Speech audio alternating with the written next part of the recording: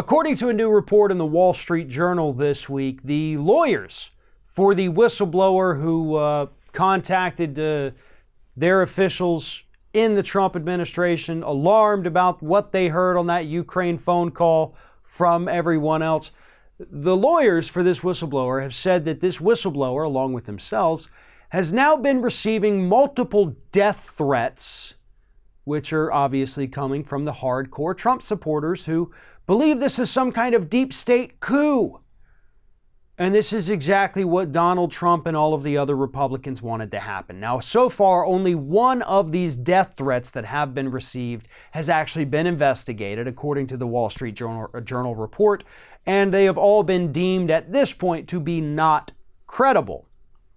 But here's the thing, Donald Trump has repeatedly, just in the last week, and of course many times prior to that, just randomly tweets out, "Where's the whistleblower? Where's the whistleblower?"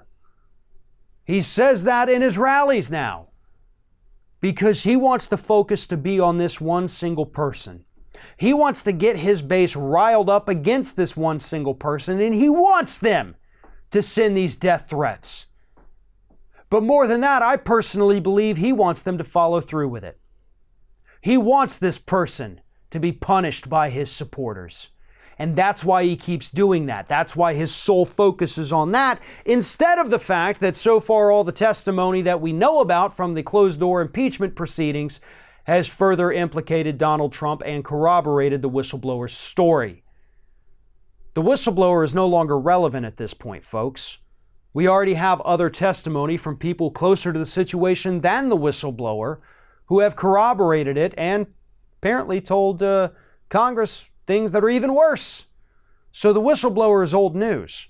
The whistleblower is irrelevant, and the whistleblower is not as important as they had originally seemed to be. Yes, they were able to launch this whole thing, and we should forever be grateful for that.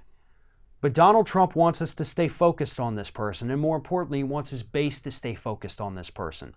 That's why we have Republicans out there, and to be sadly honest, even some folks on the left, who are spreading some kind of conspiracy theory that this is a deep state coup from the intelligence agencies trying to take down the president. That's not what this is.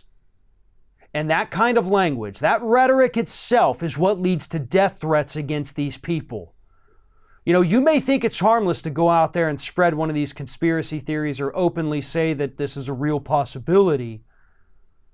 There's crazy people in this country, people who are not mentally well, people who take that as a dog whistle to go do something horrible.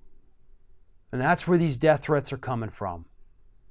So be careful about the words you use to describe this, because not only are they inaccurate, but there's too many people in this country willing to take that as some kind of coded order to go pick up a weapon and do something to end someone's life. Thanks for watching, everybody. And don't forget, if you like what you see here, like, comment, share, and subscribe to our channel. And now you can also become a member of Ring of Fire and get exclusive early access to certain Ring of Fire videos all throughout the week. Just click on the little join button right below the video.